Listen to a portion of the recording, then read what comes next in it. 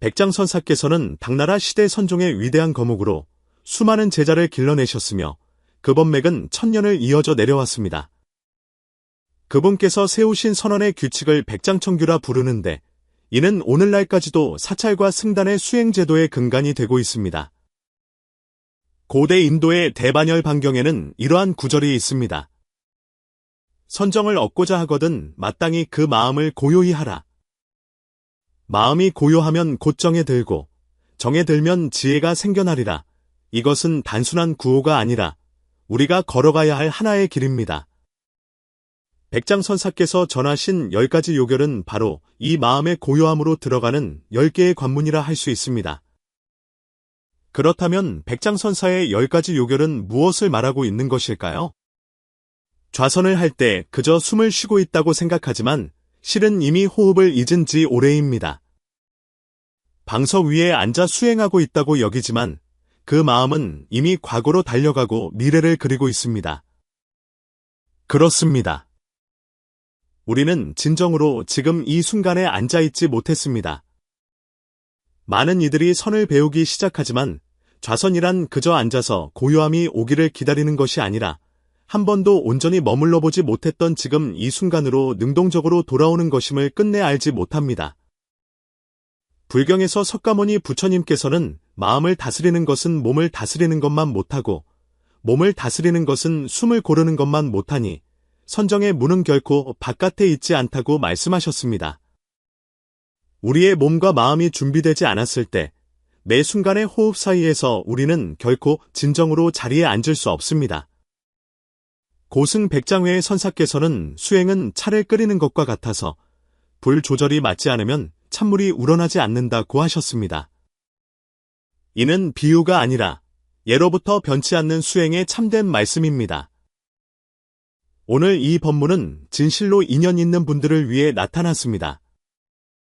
여러분께서 이 글을 열어보게 된 것은 어쩌면 우연이 아니라 아득한 옛적부터 이어진 수행의 메아리일지 모릅니다. 만약 좌선을 할 때마다 망념이 어지럽게 일어나고 허리가 아프고 혼침에 빠지거나 평온을 구하려 할수록 오히려 번뇌가 더해졌던 경험이 있다면 부디 이번 내용을 놓치지 마십시오. 우리는 그동안 먼지에 덮여있던 비밀, 백장선사께서 친히 전하신 입선심료, 입선십요, 즉 선에 들기 위한 10가지 요결을 드러낼 것이기 때문입니다.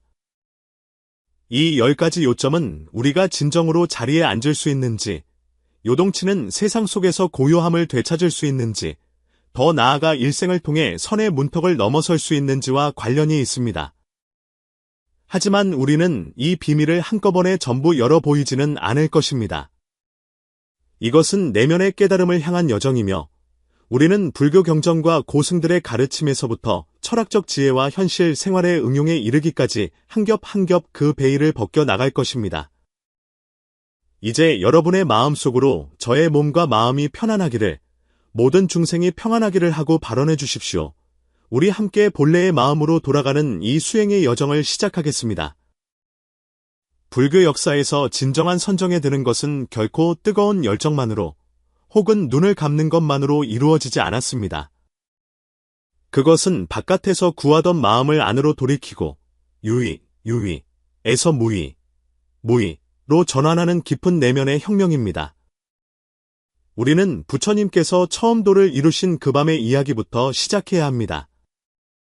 전해지는 바에 따르면 석가모니 부처님께서는 보리수 아래에서 7일 밤낮을 좌정하시며 마군의 온갖 유혹과 위협에도 마음이 흔들리지 않고 태산처럼 고요하셨다고 합니다.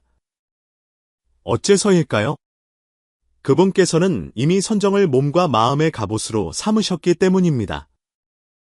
능엄경에서 부처님께서는 수행의 길은 개, 정, 해, 사막으로 나아가야 한다고 하셨습니다. 그 중에서 즉 선정은 지혜로 나아가는 다리이자 반드시 거쳐야 할 길입니다. 선정은 단순히 앉아서 움직이지 않는 것이 아니라 지극히 맑고 깨어있는 각성의 상태입니다. 하지만 문제는 너무나 많은 사람들이 좌선 전의 준비를 소홀히 한다는 점입니다. 진흙탕에서 연꽃을 피울 수 없듯이 몸을 고르고 조신, 숨을 고르고, 조식, 마음을 고요히 하는, 조심, 준비가 없다면 이른바 선정에 든다는 것은 혼란에 쉬면 가장자리에 앉아 그것이 고요함이라 착각하는 것에 불과합니다.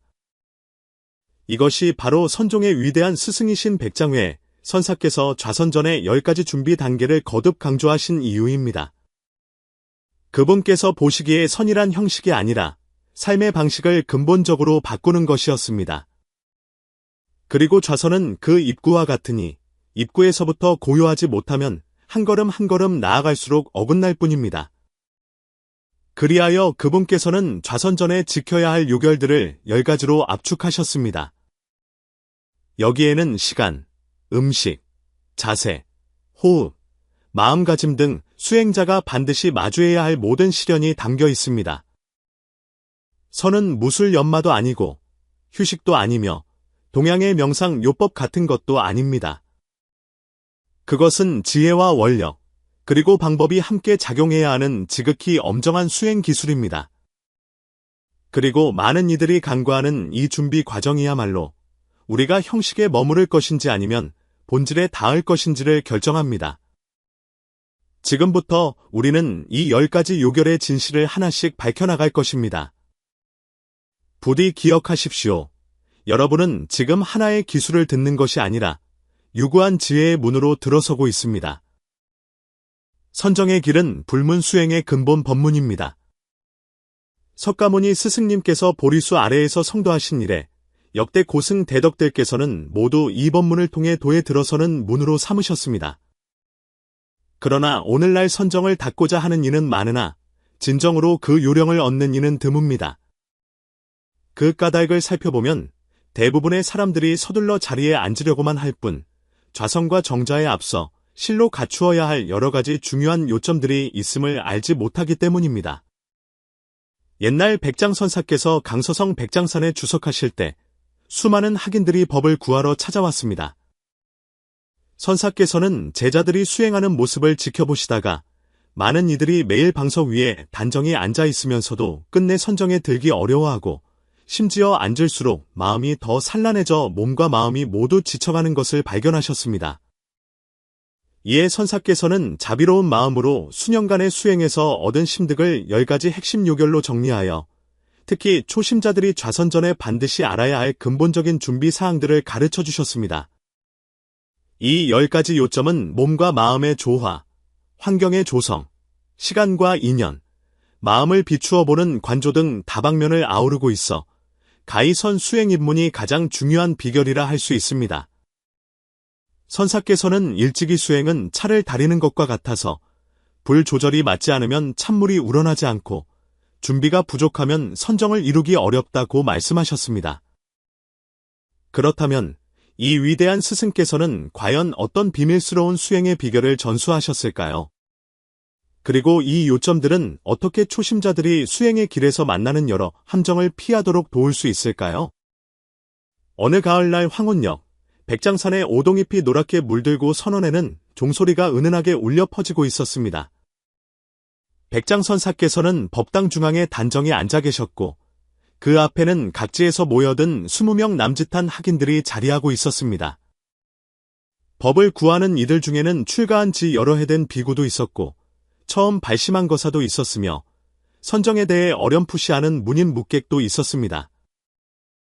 선사께서는 자애로운 눈빛으로 대중을 둘러보시며 천천히 입을 여셨습니다. 여러분들이 먼 길을 마다않고 온 것은 오직 선정의 참된 이치를 구하기 위함일 것입니다.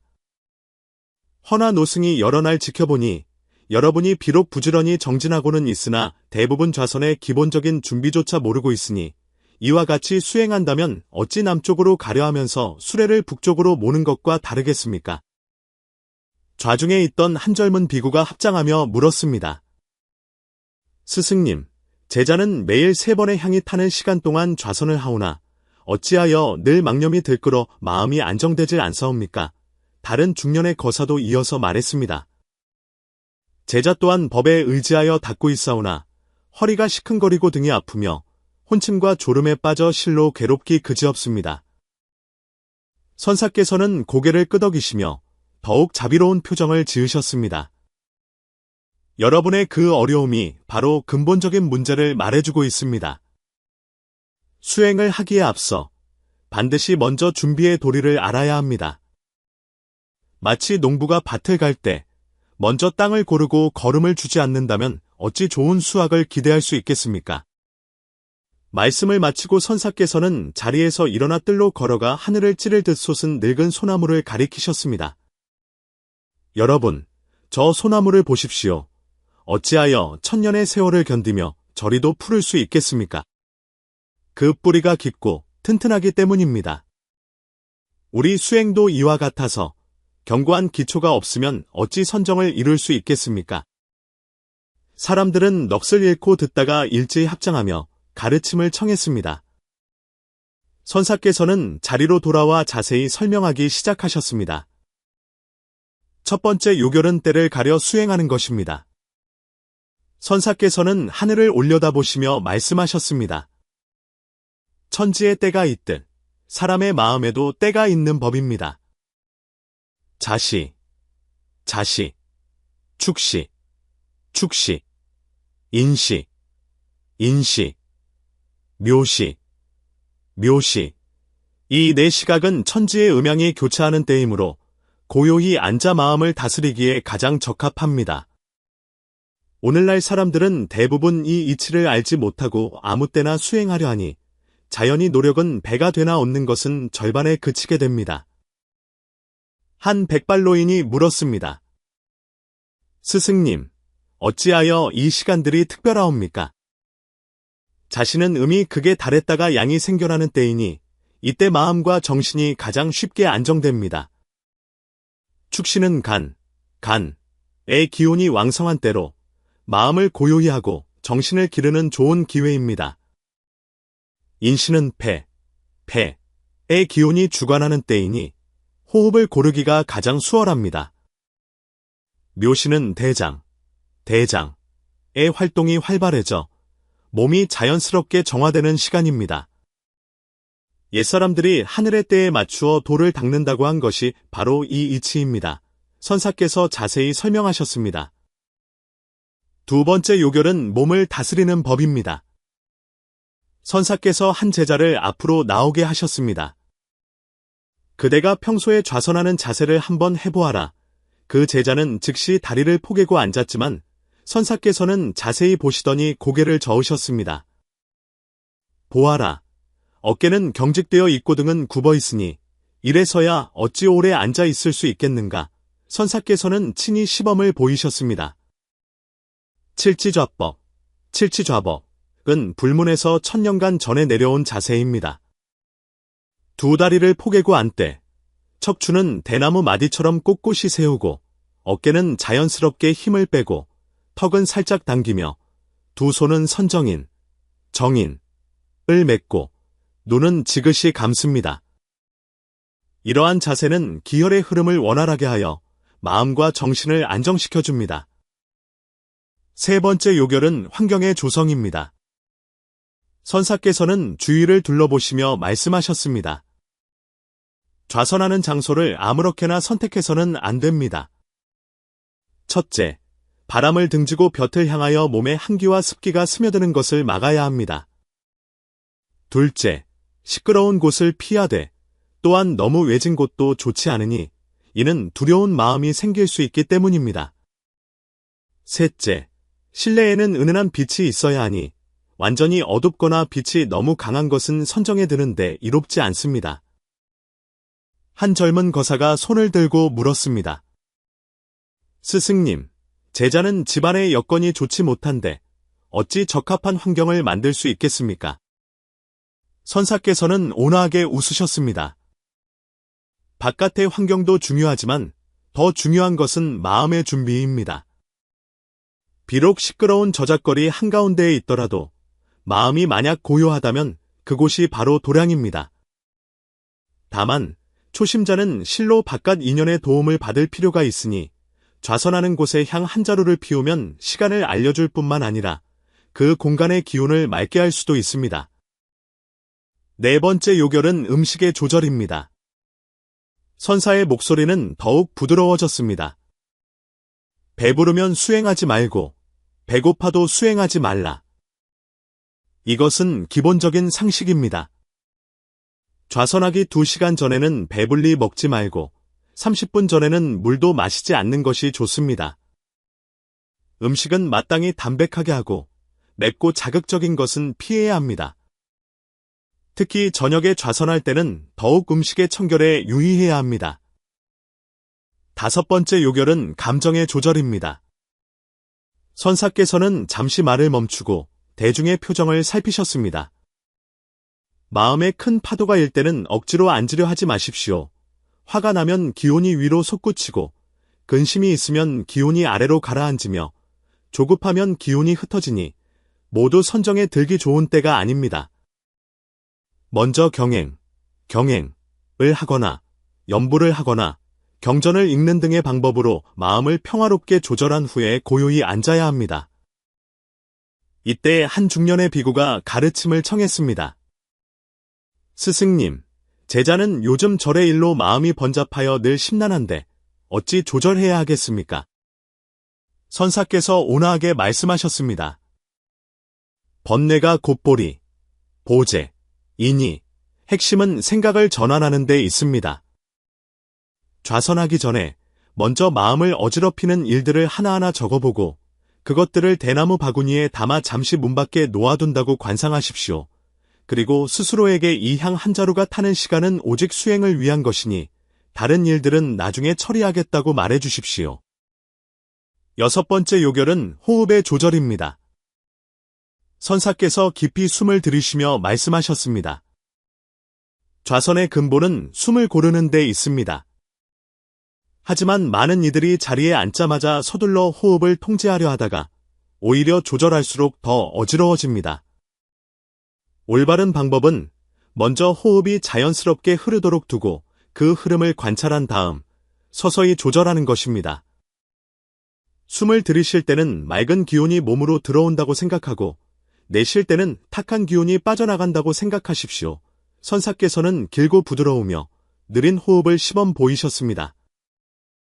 초심자는 수식관을 할 수 있습니다. 하나부터 10까지 세고 다시 하나부터 10까지 반복하는 것입니다. 숨을 셀 때는 오직 내쉴 때만 수를 세고 들이쉴 때는 세지 않습니다. 이렇게 하면 마음을 집중시키면서도 지나치게 긴장하지 않게 됩니다. 한 젊은 비구니가 물었습니다. 스승님, 제자는 수를 세다 보면 늘 잊어버리는데 어찌해야 합니까? 잊어버리면 다시 시작하면 됩니다. 안타까워할 필요가 없습니다. 선사께서 자애롭게 타이르셨습니다. 수행이란 산을 오르는 것과 같아서 넘어지면 다시 일어나면 되는 것이 자연스러운 이치입니다. 중요한 것은 인내심과 꾸준함을 잃지 않는 것입니다. 7번째 요결은 생각의 관조입니다. 선사의 목소리는 한층 더 깊어졌습니다. 좌선을 할 때 온갖 생각들이 구름처럼 피어올랐다 사라지는 것은 정상적인 현상입니다. 절대로 그 생각을 쫓아가서도 안 되고 억지로 누르려고 해서도 안 됩니다. 그저 관조하는 법을 배워야 합니다. 마치 강가에 서서 물이 흘러가는 것을 보듯 생각들이 자연스럽게 흘러가도록 두십시오. 8번째 요결은 시간의 조절입니다. 선사께서 향로에서 타들어가는 단양을 가리키셨습니다. 초심자는 너무 오래 앉는 것이 좋지 않습니다. 15분부터 시작하여 점차 향 한 자루가 타는 시간까지 늘려나가십시오. 양보다 질이 중요합니다. 15분의 온전한 집중이 1시간의 산란한 앉음보다 낫습니다. 어느덧 해가 서산으로 기울고 선원의 빛은 부드러워졌지만 선사의 가르침은 계속되었습니다. 9번째 요결은 꾸준함의 중요성입니다. 선사께서는 대중을 바라보셨고 그 눈에는 지혜의 빛이 번뜩였습니다. 선정은 나무를 심는 것과 같아서 매일 물을 주어야 합니다. 사흘 고기 잡고 이틀 금을 말리듯 해서는 안 되며 너무 조급하게 결과를 구해서도 안 됩니다. 매일 정해진 시간에 좌선하는 것이 비록 몇 분이라 할지라도 가끔씩 오래 수행하는 것보다 훨씬 낫습니다. 한 늙은 거사가 물었습니다. 스승님, 제자는 때로 일이 바빠 매일 좌선하지 못할 때가 있는데 어찌해야 좋겠습니까? 선사께서 자비롭게 답하셨습니다. 수행이 생활에 맞추어져야지 생활이 수행에 맞추어져서는 안 됩니다. 좌선을 짧은 시간으로 나누어 할 수 있습니다. 예를 들어 아침에 일어나서 10분, 점심시간에 10분, 잠들기 전에 10분, 중요한 것은 연속성을 유지하여 마음이 습관을 형성하게 하는 것입니다. 여기까지 말씀하신 선사께서는 문득 말을 멈추시고 깊은 눈으로 먼 산을 바라보셨습니다. 대중은 모두 숨을 죽이고 기다렸습니다. 선사께서 아직 더 중요한 내용을 전하시려는 듯했습니다. 황혼이 짙어지고 새들이 둥지로 돌아가니 선원은 더욱 고요해졌습니다. 선사께서는 시선을 거두시고 얼굴에 의미심장한 미소를 띠셨습니다. 앞서 말한 9가지 요결이 비록 중요하나 모두 외적인 준비에 지나지 않습니다. 진정한 핵심은 10번째 요결에 있습니다. 선사의 말씀이 멎자 그분의 눈빛은 낡은 우물처럼 깊어졌습니다. 자리에 있던 모든 제자들은 공기 중에 형언할 수 없는 무언가가 감도는 듯한 특별한 분위기를 느꼈습니다.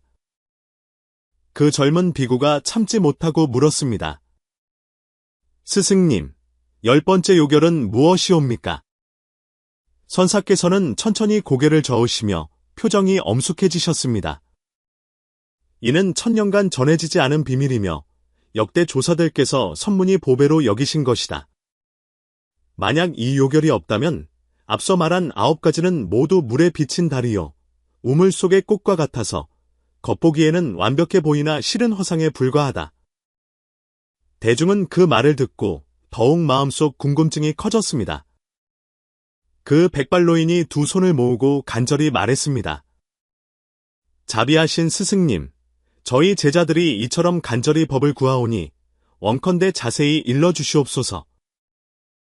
선사께서는 길게 한숨을 내쉬셨습니다. 이 법은 선수행의 근본적인 핵심과 관련이 있으며 역대 조사들께서 비밀로 하여 드러내지 않으셨던 수행의 정수를 담고 있다. 이것은 좌선전의 가장 중요한 준비일 뿐만 아니라 수행의 길 전체의 성패를 좌우하는 것이니라. 말씀을 마치고 선사께서는 자리에서 일어나 법당 안에 오래된 불상 앞으로 걸어가 공경이 합장 3배를 올리셨습니다. 돌아섰을 때 그분의 표정은 완전히 달라져 마치 방금 어떤 신성한 계시라도 받은 듯했습니다. 여러분은 어찌하여 옛 스승들께서 한 생각 돌이키면 곧 본래의 부처와 같다고 하셨는지 아는가? 어찌하여 달마대사께서 9년 동안 면벽을 하셨으며 어찌하여 육조 해능대사께서 본래무일물, 본래무일물이라는 한 구절로 단박에 깨달음을 얻으셨는지 아는가? 선사의 목소리에는 신비로운 힘이 실려 있었습니다. 이처럼 신비롭게 보이는 성취들은 실은 모두 10번째 요결과 깊이 관련되어 있느니라. 밤이 깊어지자 선원에는 몇 개의 연꽃등이 켜졌고 흔들리는 불빛 사이로 선사의 모습은 더욱 장엄하고 신성해 보였습니다. 선사께서는 주위를 둘러보시며 대중의 마음이 끓는 기름처럼 달아올라 하나하나의 생각이 모두 그 10번째 요결에 매달려 있음을 보셨습니다. 그분은 서둘러 답을 내놓지 않으시고 오히려 법당 안을 천천히 거닐며 낮고 힘있는 목소리로 말씀하셨습니다. 10번째 요결은 발원이다. 제자들은 서로의 얼굴을 쳐다보았습니다. 어떤 이는 의아해했고 어떤 이는 무언가 생각에 잠겼습니다. 그 젊은 비구가 참지 못하고 물었습니다. 스승님, 발언은 저희 출가자들이 매일 아침 예불 때 외우는 것이 아니옵니까? 어찌하여 그것이 선수행의 가장 중요한 준비가 될 수 있습니까? 선사께서 빙글에 미소 지으셨습니다. 발언이란 그저 입으로만 외는 것이 아니다. 그것은 진정으로 마음 깊은 곳에서 우러나오는 결심이며 그대가 고요히 앉기 바로 그 순간에 나는 무엇을 위해 수행하는가를 분명히 아는 지혜이다. 이 한 생각이 바로 그대가 선정에 드는 돛담배여 번뇌를 베는 날카로운 칼이며 깨달음으로 가는 등대이니라. 그분은 잠시 말을 멈추고 법당 안의 불상을 가리키셨습니다. 저 부처님께서 어찌하여 천년을 미동도 없이 앉아 계시는지 아는가? 그분께서 일찍이 위없는 큰 서원을 세우셨기 때문이다. 내가 성불하지 못하면 중생들이 안녕을 얻지 못하리라. 내가 깨닫지 못하면 열반에 들지 않으리라. 이 원력이 있기에 그분의 앉음은 멈춤이 아니라 우주만법의 흐름 그 자체인 것이다. 이때 선비처럼 보이는 한 거사가 입을 열었습니다. 스승님, 그렇다면 제자도 매일 마음속으로 위없는 돌을 닦기를 원합니다라고 묵념하지만 자리에 앉기만 하면 혼침에 빠지고 망념이 여전히 일어나니 이 원력이 별다른 힘을 발휘하지 못하는 듯합니다. 선사께서는 이미 이 질문을 예상하셨다는 듯 고개를 끄덕이셨습니다. 그것은 그대의 원이 연못에 떨어진 나뭇잎처럼 가볍게 떠다닐 뿐 뿌리가 없기 때문이다. 진정한 원은 만 길폭포와 같아서 마음속에서 맹렬히 쏟아져 나와야 하니 능히 산을 흔들고 돌을 움직이며 능히 윤회의 사슬을 끊을 수 있는 것이다. 선사께서는 잠시 숨을 고르고 한 가지 이야기를 들려주셨습니다. 그것은 원력에 관한 한 노승과 소년의 이야기였습니다. 수년 전 선사께서 아직 행각승이셨을 때 영남의 어느 산중에서 한 소년을 만났습니다. 그 소년은 집이 몹시 가난하고 부모님을 일찍 여의어 매일 땔감을 해다 팔아 생계를 유지했습니다. 한 번은 산사태가 일어나 그가 산 절벽가에서 땔감을 줍다가 발을 헛디뎌 칠렁쿨 하나에 매달리게 되었습니다. 목숨이 경각에 달린 소년은 두려움에 떨며 크게 외쳤습니다. 어떤 신불, 이든 저를 구해주신다면 이 한평생 게으름 없이 수행하겠나이다. 그 절규는 온 산림을 뒤흔들었고 마침 그곳을 지나던 선사께서 대나무 지팡이를 뻗어 그를 구해주셨습니다. 소년은 감격하여 눈물을 흘리며 선사를 따라 절로 돌아와 머리를 깎고 승려가 되었습니다. 그러나 절에 들어온 후 소년은 수행의 고됨을 알게 되었습니다. 새벽의 종소리와 저녁의 북소리, 고된 예불에 그는 한때 속세로 돌아가고픈 마음을 품었습니다. 어느 날 밤, 그는 몰래 절 문을 빠져나와 속가로 돌아가려 했습니다. 막산 어귀에 이르렀을 때 갑자기 거센 바람이 불어와 큰 나무들이 쓰러지고 한 줄기 벼락이 앞길을 가로막는 나무를 부러뜨렸습니다. 소년은 땅에 주저앉아 그날 절벽에서 외쳤던 맹세를 떠올리며 형언할 수 없는 부끄러움을 느꼈습니다. 그는 몸을 돌려 선방으로 돌아가 밤새 무릎 꿇고 뜬 눈으로 밤을 새웠습니다. 다음 날부터 그는 고된 수행에 매달렸습니다. 그 후로 그는 매일 좌선하기 전에 반드시 부처님께 삼배를 올리고 마음속으로 묵념했습니다. 원컨대 중생을 위해 번뇌를 끊고 생사를 벗어나 보리를 증득하게 하소서. 몇 년 후 그 소년은 그 지역 사찰의 주지가 되었고 선정의 공부는 깊이를 헤아릴 수 없게 되었습니다. 선사께서 말씀하셨습니다.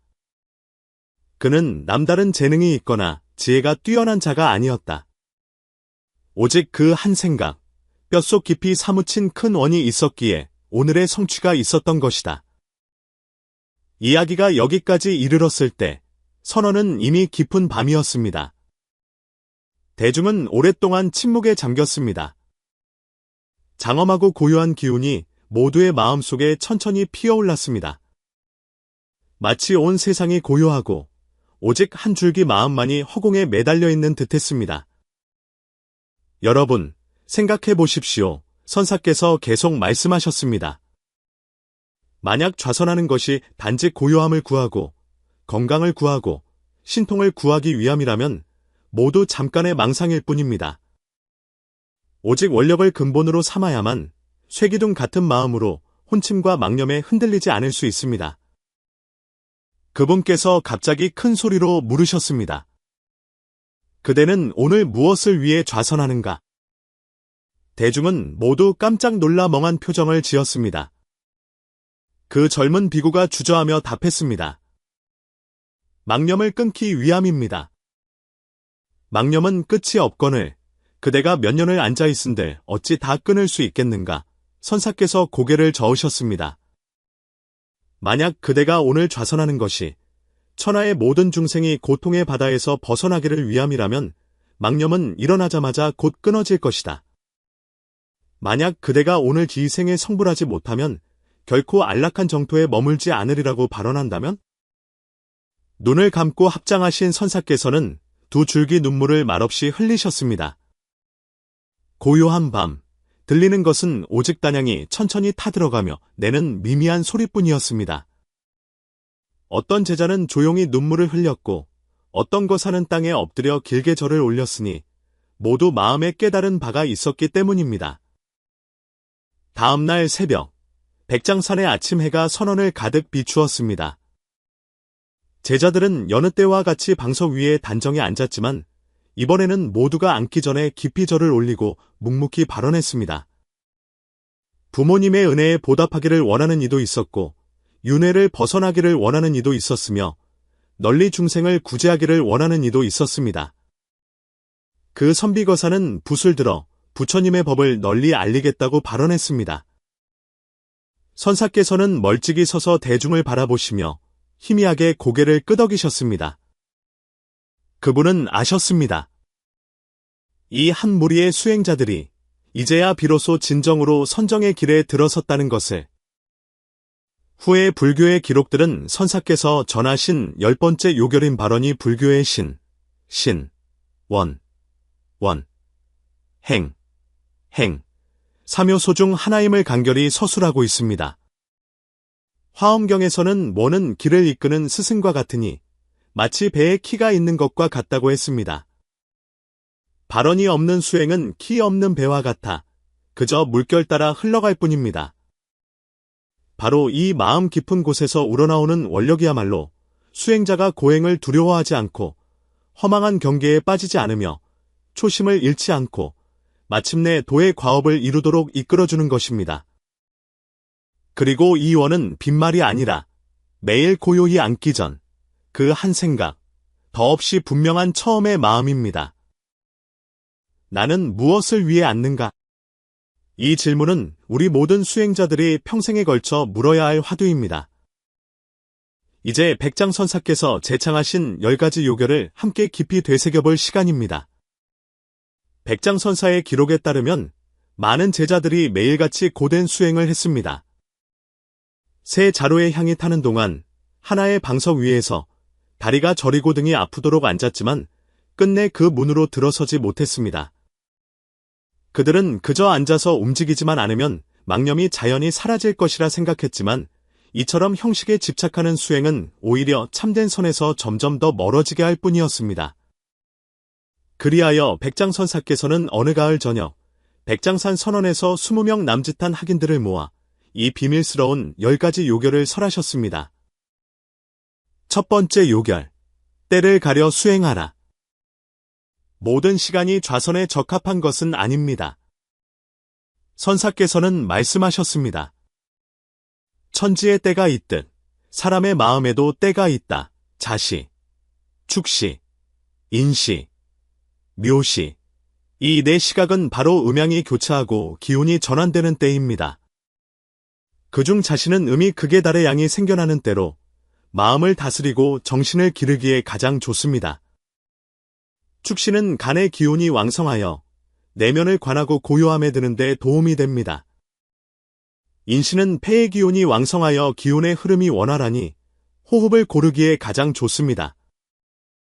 묘시는 대장의 활동이 활발하여 몸의 정화와 내면의 소통에 이롭습니다. 만약 아무 때나 자리에 앉는다면 그것은 하늘의 때를 거스르는 행위이니 노력은 배가 되나 얻는 것은 절반에 그칠 것입니다. 현대인들은 수행할 시간이 없다고 말하지만 실은 시간이 없는 것이 아니라 시간에 대한 자각이 없는 것입니다. 우리가 진정으로 원한다면 하루 중에서도 수행자를 위한 그 시간을 반드시 찾을 수 있습니다. 두 번째 요결, 몸을 다스리는 법좌선이 단지 앉아있는 것이라고 생각하십니까? 아닙니다. 진정한 앉음은 칠지좌법입니다. 백장선사께서 친히 시범을 보이셨듯이 두 다리를 포개고, 척추는 대나무처럼 곧게 펴고, 어깨는 힘을 빼고, 턱은 살짝 당기며, 두 손은 선정인을 맺고, 혀는 입천장에 가볍게 대고, 시선은 아래로 향합니다. 이것은 경직된 자세가 아니라 몸을 도의 그릇으로 만드는 방법입니다. 만약 앉는 자세가 바르지 않으면 혈맥이 통하지 않고 기운이 막혀 아무리 깊은 사유를 한들 그것은 졸음 속의 환상에 불과할 것입니다. 현대인들은 오랫동안 앉아 있으면서 허리와 등이 무너져 정신이 쇠약해집니다. 에너지가 없는 것이 아니라 몸을 바르게 하지 않았기 때문입니다. 선이란 몸을 본래의 설정으로 되돌려 우리를 천지와 같은 주파수로 공명하게 하는 것입니다. 세 번째 요결, 환경의 조성. 수행은 깊은 산속 고요한 절에서만 가능하다고 생각하십니까? 아닙니다. 백장선사께서는 말씀하셨습니다. 바깥 경계가 비록 허망하나 초심자는 그 도움을 받아야 한다. 적합한 환경은 마음이 제자리로 돌아오기 쉽게 만듭니다. 선사께서는 좌선하는 곳은 바람을 등지고 볕을 향하며 소란스러움을 피하되 너무 외져서도 안 된다고 하셨습니다. 실내의 빛은 은은하고 부드러워야 하며 향 한 자루를 피우는 것은 단지 분위기를 장엄하게 하는 것만이 아니라 시간을 알리고 공간을 정화하는 이정표가 됩니다. 어떤 이가 묻습니다.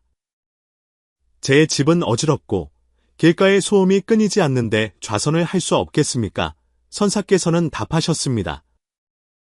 마음이 고요하면 시끄러운 저작거리도 선방이다. 하지만 처음 배우는 사람은 향과 빛, 고요함에 의지하여 자신을 되돌아볼 필요가 있습니다. 처음부터 폭풍의 한가운데서 평온히 앉을 수는 없으니 먼저 자신을 위한 마음의 밭을 일구어야 합니다. 네 번째 요결, 음식의 조절. 배부르면 수행하지 말고 배고파도 수행하지 말라. 이것은 옛 스승들의 기본적인 계율이지만 현대 수행자들이 자주 간과하는 부분입니다. 너무 배불리 먹으면 기운이 중초에 몰려반듯이 혼침에 빠지게 되고 너무 굶주리면 정열이 부족하여 마음이 들뜨게 됩니다. 선사께서는 좌선 2시간 전에는 과식을 금하고 30분 전에는 물도 마시지 말며 음식은 담백하게 하고 맵고 자극적인 술과 고기를 피하라고 경고하셨습니다. 이는 몸을 가볍게 하고 기운의 흐름을 원활하게 하여 마음이 지금 이 순간에 쉽게 머물도록 하기 위함입니다. 우리는 흔히 듬식으로 수행한다고 말하지만 음식을 조절하는 도리를 알지 못하면 오히려 식욕에 얽매여 수행길에 걸림돌이 될 뿐입니다. 다섯 번째 요결, 감정의 조절. 이 점은 가장 소홀히 하기 쉽지만 또한 가장 쉽게 우리를 선의 문밖으로 밀어내는 요인입니다. 선사께서 말씀하시길 화가 나면 기가 치솟고 근심하면 기가 뭉치며 기뻐하면 기가 들뜨고 조급하면 기가 흩어진다. 이러한 감정 속에서 좌선하는 것은 폭풍 속에서 등불을 켜려는 것과 같습니다. 올바른 방법은 경행으로 천천히 걷거나 주문이나 경전을 외우거나 염불을 하여 마음을 다스리는 것입니다. 마치 먼지 묻은 그릇을 깨끗이 씻은 후에 맑은 물을 담는 것과 같습니다. 마음속 파도가 잔잔해지기 전에는 부디 서둘러 자리에 앉지 말고 먼저 마음을 다스리는 법을 배우십시오. 선사께서는 심지어 매번 좌선하기 전에 번뇌를 실체가 있는 물건처럼 관하여 하나하나 적어 대나무 바구니에 담아 문 밖에 놓아두라고 제안하셨습니다. 이 한 자루 향이 타는 시간은 속세에 속한 것이 아니기 때문입니다. 여기까지 여러분은 이미 선사의 자비로움과 엄격함을 느끼셨을 것입니다. 이것은 어떤 의식이 아니라 자신의 영혼에 대한 존중입니다. 그리고 이것은 단지 앞에 5가지 요결에 불과합니다. 이제 나머지 5가지를 들을 준비가 되셨습니까? 그 가르침들은 숨을 고르는 것에서부터 원력을 세우는 것에 이르기까지 우리를 수행의 가장 깊은 핵심으로 인도할 것입니다. 앞에 5가지 요결, 즉 시간을 가리고, 택시, 몸을 다스리고, 조신, 환경을 조성하고, 조경, 음식을 조절하고, 조식, 감정을 다스리는 조정, 것은 수행자가 몸을 편안히 하고 뜻을 세우는 외적인 공부입니다. 하지만 진정으로 우리가 선의 문에 들어설 수 있는지를 결정하는 것은 이어지는 5가지 비결입니다. 이것들은 그저 수행을 하고 싶은 사람을 위해 준비된 것이 아니라 진실로 중생을 위해 수행하고자 하는 사람들을 위해 준비된 것입니다. 이제 여러분께서 듣게 될 내용은 어쩌면 전생에 미처 깨닫지 못했던 인연일지도 모릅니다. 6번째 요결, 숨을 고르는 독선 수행의 뿌리는 호흡이라는 2글자에 놓여 있습니다.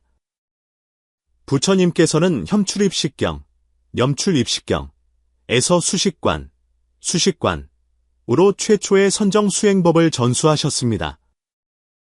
백장선사께서는 더욱이 호흡이란 마음의 문으로 들어가는 요체라고 지적하셨습니다. 초심자들이 가장 흔히 저지르는 실수는 억지로 호흡을 통제하여 인위적으로 숨을 느리게, 깊게 만들려고 하는 것입니다. 그 결과는 어떠합니까? 조절할수록 더 혼란스러워지고 더 불안해질 뿐입니다. 올바른 방법은 먼저 숨을 관하고 관기식, 그 후에 고르는 것입니다. 자리에 앉은 후 먼저 조용히 자신의 호흡을 관찰하십시오. 아무런 간섭 없이 그저 그것이 긴지 짧은지, 거친지 고운지, 빠른지 느린지를 알아차리십시오. 호흡이 자연스럽게 안정되기를 기다렸다가 수식관의 방법을 함께 사용합니다. 숨을 들이쉴 때는 수를 세지 않고 내쉴 때 조용히 하나라고 셉니다. 10가지 센 후 다시 하나로 돌아와 순환을 반복합니다. 만약 중간에 생각을 놓치더라도 자책하지 말고 그저 다시 시작하면 됩니다. 이것이 바로 수행의 참모습입니다. 한 번의 완벽한 좌선이 아니라 1100번이라도 기꺼이 다시 시작하는 마음입니다. 7번째 요결, 생각을 비추는 빛, 호흡이 안정된 후에도 망념은 여전히 멈추지 않을 것입니다. 왜냐하면 생각 그 자체는 적이 아니라 스승이기 때문입니다. 백장선사께서는 생각이 일어나면 따르지 말고 생각이 사라져도 쫓지 말라. 염기부수, 염멸부추, 고하셨습니다. 좌선할 때 온갖 생각들이 물결처럼 일어납니다. 어제의 일, 마치지 못한 마음의 소원, 분노, 욕망. 그것들은 인사도 없이 왔다가 흔적도 없이 사라집니다.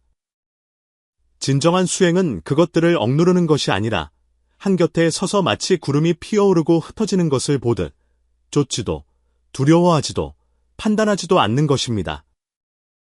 이것이 바로 불교에서 말하는 지극히 심오한 관의 법입니다. 생겨나고 사라짐을 관하고 무상함을 관하며 한 성품을 관하는 것입니다. 한 고승께서는 생각이 일어나면 곧바로 알아차리고 알아차리면 곧 사라진다. 염기즉각, 각지즉무, 고하셨습니다. 이것은 구호가 아니라 우리가 친히 체험해야 할 광명의 문입니다. 우리가 생각과 함께 머무는 법을 배울 때 우리는 이 세상과 함께 머무는 법을 배우게 됩니다. 8번째 요결, 시간을 장악하라. 선수행은 시간의 길이에 의지하는 것이 아니라 마음이 도에 이르는 것에 의지합니다. 처음 배우는 사람들은 종종 오래 앉을수록 좋다고 오해하여 억지로 몸을 버티지만 마음은 이미 1000리 밖을 날아가고 있습니다. 선사께서는 15분의 온전한 집중이 1시간의 산란한 앉음보다 낫다고 하셨습니다. 선수행의 초기에는 향 한 자루가 타는 시간, 대략 30분 정도부터 시작하여 몸과 마음이 감당할 수 있고 알아차림을 잃지 않는 선에서 점차 시간을 늘려가십시오. 하지만 결코 시간이 수행의 족쇄가 되게 해서는 안 됩니다. 길게 앉아 태만하기보다는 짧더라도 집중하는 편이 낫습니다. 알아야 합니다.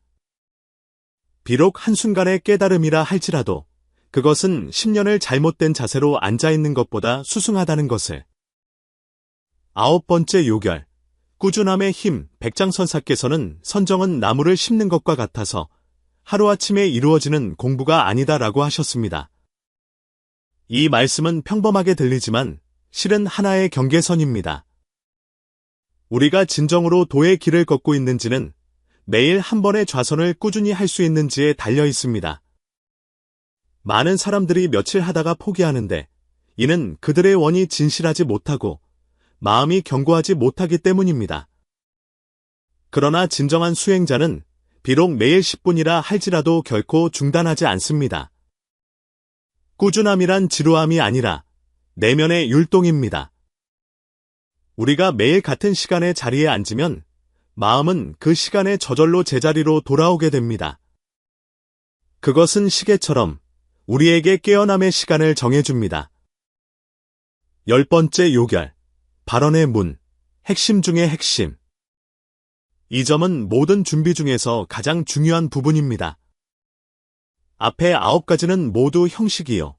이 한 가지를 위한 것이며 이것이 바로 영혼입니다. 우리는 무엇을 위해 좌선합니까?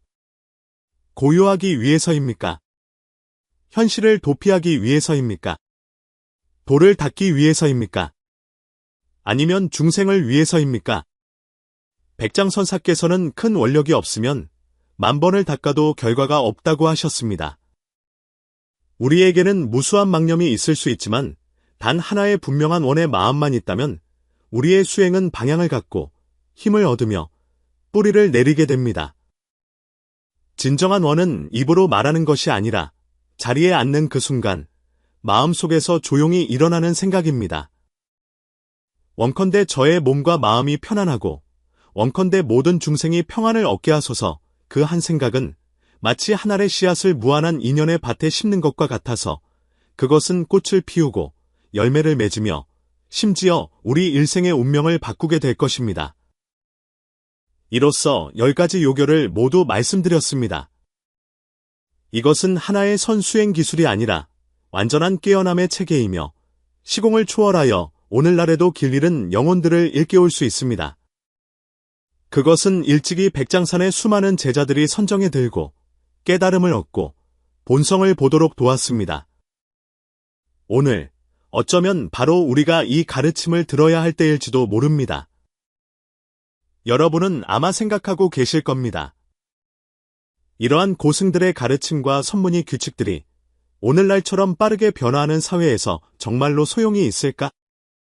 답은 소용이 있을 뿐만 아니라 그 어느 때보다도 더욱 절실하게 필요하다는 것입니다. 정보가 폭발하고 감정이 범람하는 이 시대에 우리 모두는 폭풍 속에서 살고 있습니다. 휴대폰은 영원히 울리고 머릿속은 영원히 시끄럽습니다.